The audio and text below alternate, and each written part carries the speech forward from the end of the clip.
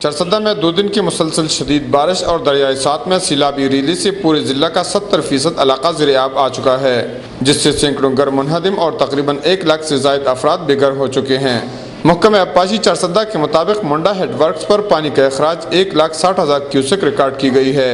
جو کہ گزشتہ 80 سال میں ریکارڈ اضافہ ہے۔ چرسدہ کی تحصیل تنگی اور تحصیل شب قدر کا واحد رابطہ پل سیلابی ریلی میں بہہ گیا ہے، جس سے دونوں تحصیلوں کا ٹرانسپورٹ رابطہ کٹ گیا ہے۔